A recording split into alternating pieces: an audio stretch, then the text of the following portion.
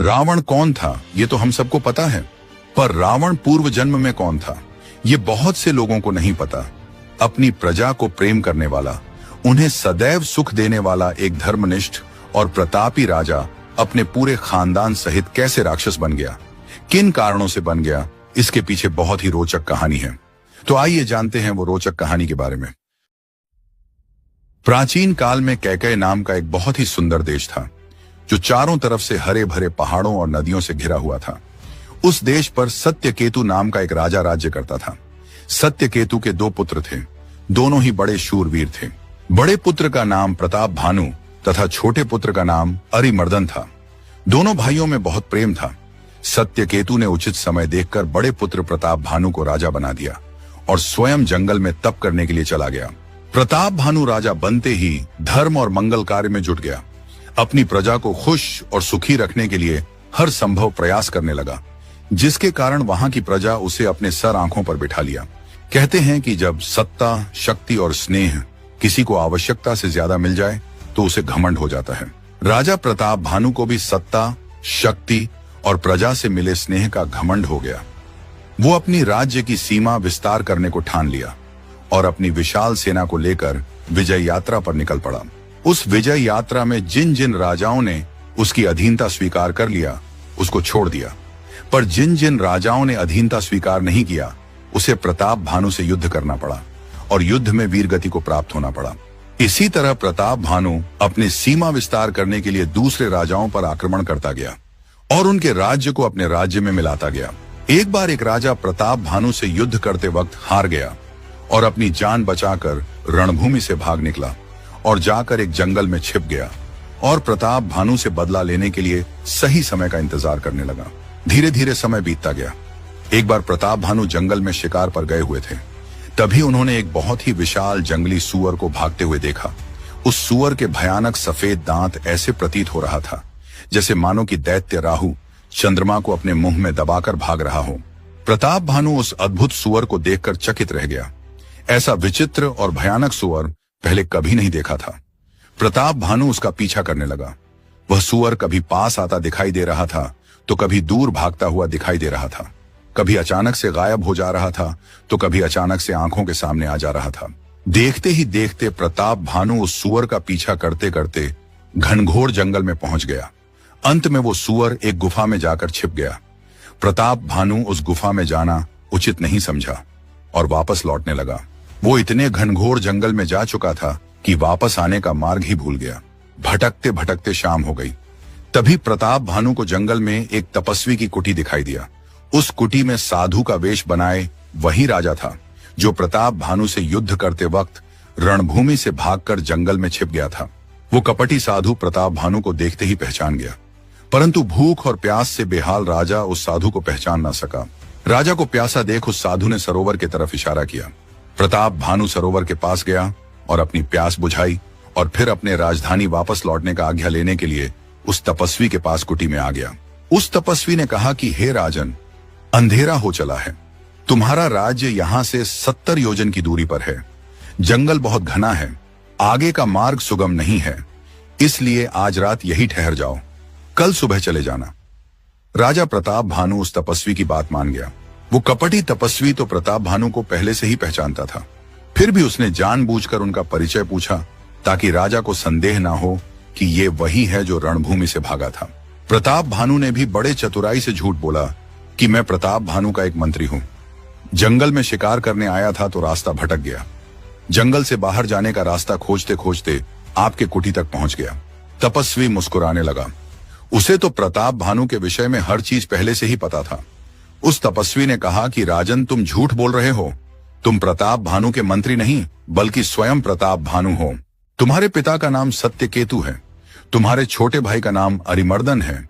इसी तरह उस तपस्वी ने प्रताप भानु से जुड़ी एक एक चीज ऐसे बता दिया जैसे कि बहुत बड़ा अंतर्यामी हो।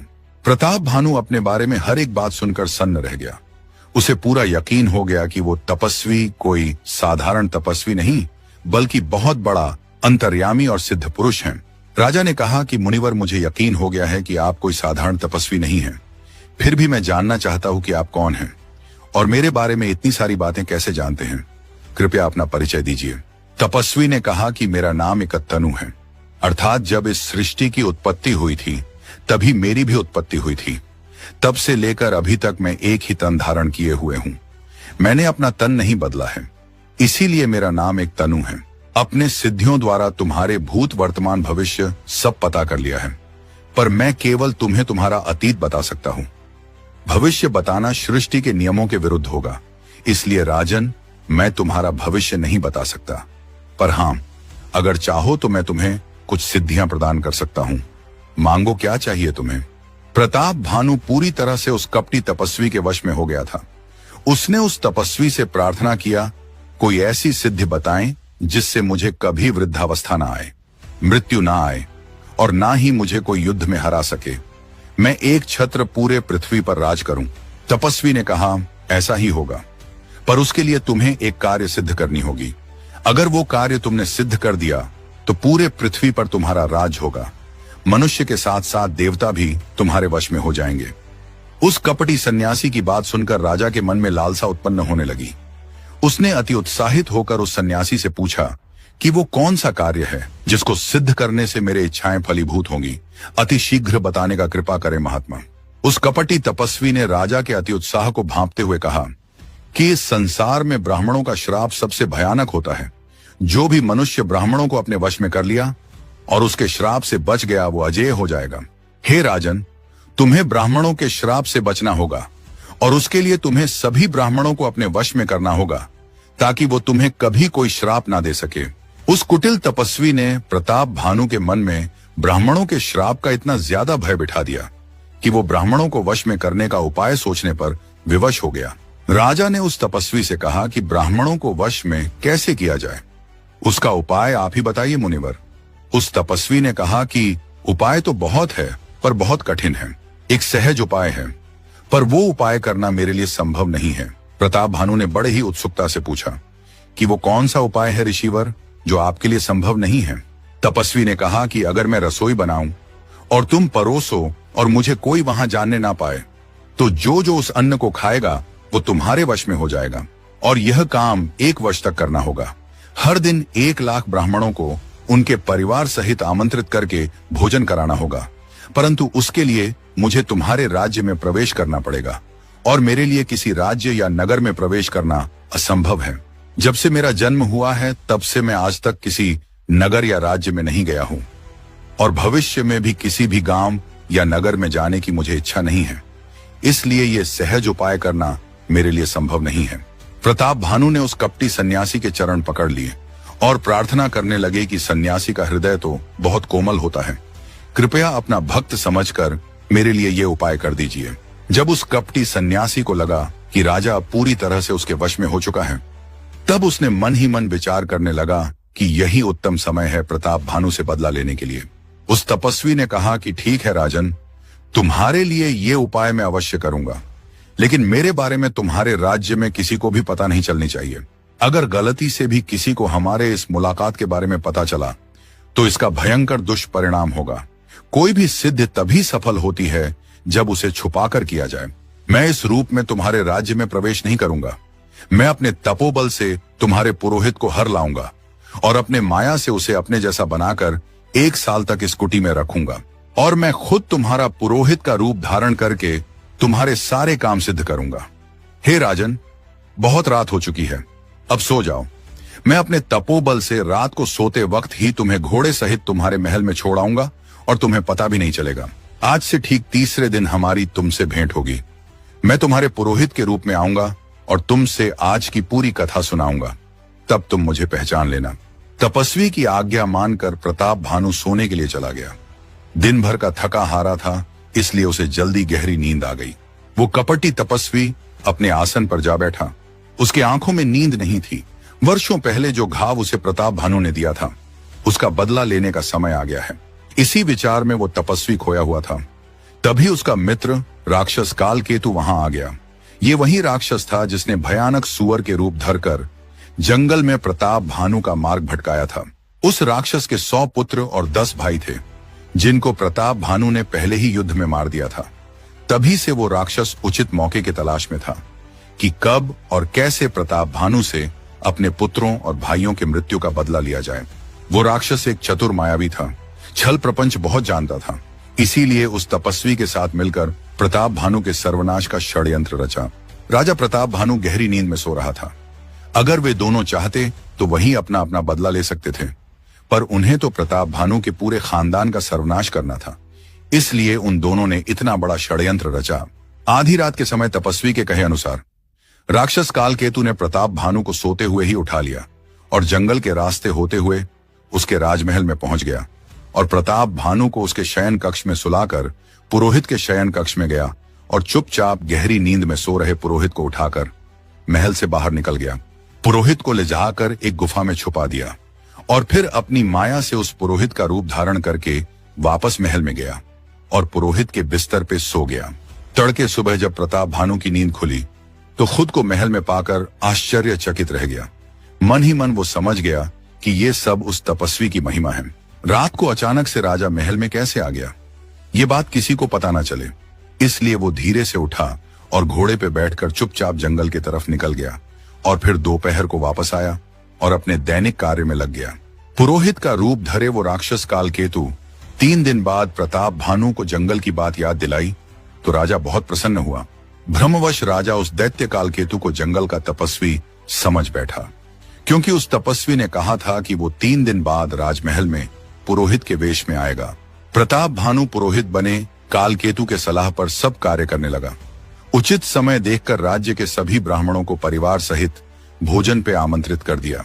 कालकेतु ने अपनी मायावी शक्ति से 6 प्रकार के रस और 4 प्रकार के भोजन बनाया और व्यंजन इतने बनाए कि कोई गिन नहीं सकता। अनेक प्रकार के पशुओं का मांस पकाया और उसमें उस दुष्ट ने ब्राह्मणों का मांस मिला दिया। ज्यों ही राजा भोजन परोसने लगा तभी आकाशवाणी हुई, ठहरो ठहरो, हे ब्राह्मणों, ये भोजन मत करो, उठकर अपने अपने घर जाओ। यह अन्न खाने योग्य नहीं है। इस भोजन में ब्राह्मणों का मांस मिला हुआ है। इस अशुद्ध भोजन को करने से तुम्हारे कुल और धर्म का बहुत हानि पहुंचेगी। आकाशवाणी सुनकर सब कोई दंग रह गया। ब्राह्मण उठ खड़े हुए। राजा प्रताप भानु के मुख से आवाज नहीं निकल रही थी। उसे समझ नहीं आ रहा था कि ये क्या हो गया। सभी ब्राह्मणों ने क्रोधवश राजा को श्राप दे दिया, हे राजन, तूने हम सभी ब्राह्मणों को परिवार सहित भ्रष्ट करने चला था। सो जा, तेरा पूरा वंश नष्ट हो जाए और अगले जन्म में तू परिवार सहित राक्षस हो जाए। ब्राह्मणों के श्राप से राजा व्याकुल हो उठा। तभी फिर से आकाशवाणी हुई, हे ब्राह्मणों, तुमने बिना विचार किए ही इतना भयानक श्राप क्यों दे दिया? इसमें राजा का कोई अपराध नहीं था। यह सुनकर ब्राह्मण चकित रह गए। प्रताप भानु भागता हुआ रसोई में गया तो वहां ना तो भोजन था, ना रसोई बनाने वाला ब्राह्मण और ना ही वो पुरोहित। राजा वापस ब्राह्मणों के पास आया और सारा वृतांत सुना डाला। ब्राह्मणों ने कहा कि राजन, आपको पहले ही भोजन की शुद्धता की जांच करनी चाहिए थी। अब तो हमने श्राप दे दिया है, वो विफल नहीं जाएगा। ऐसी परिस्थिति में हमारे स्थान पर कोई और भी होता तो वो क्रोध में आकर श्राप दे देता। यह कहकर सभी ब्राह्मण अपने अपने घर चले गए। उधर राक्षस कालकेतु, जो पुरोहित का रूप धारण किए हुए था, वापस उस गुफा में जाता है जहां असली पुरोहित को कैद करके रखा था। असली पुरोहित को अपनी माया से प्रताप भानु के महल में छोड़ देता है और उस जंगल में तपस्वी के पास जाकर खुशखबरी सुनाता है। दोनों मिलकर जितने भी राजा प्रताप भानु से युद्ध में पराजित हुए थे, उन सबको पत्र भेजकर युद्ध के लिए तैयार करते हैं और उचित समय देखकर सब के सब एक साथ कैकेय देश पर चारों तरफ से आक्रमण कर देते हैं। उस घमासान युद्ध में प्रताप भानु और उसके भाई अरिमर्दन अपने पुत्रों और सहयोगियों के साथ वीर गति को प्राप्त हो जाते हैं। अमर होने और पूरी पृथ्वी पर राज करने के लोभ में पड़कर प्रताप भानु ने उस कपटी तपस्वी जैसे अनजान व्यक्ति पर अत्यधिक भरोसा करके अपने पूरे खानदान का सर्वनाश करवा लिया। कालांतर में वही प्रताप भानु रावण के रूप में जन्म लेता है। उसका छोटा भाई अरिमर्दन कुंभकर्ण के रूप में और मंत्री धर्मरुचि विभीषण के रूप में जन्म लेते हैं और परिवार के दूसरे सदस्य किसी न किसी राक्षस के रूप में जन्म लेते हैं। ब्राह्मणों के उस श्राप के कारण प्रताप भानु का पूरा कुल खानदान राक्षस बन गया। इसीलिए कहते हैं कि अत्यधिक लोभ नहीं करना चाहिए। अत्यधिक लोभ के कारण मनुष्य अनजान व्यक्ति पर भी आसानी से भरोसा कर लेता है, जो बाद में बहुत हानिकारक सिद्ध होता है।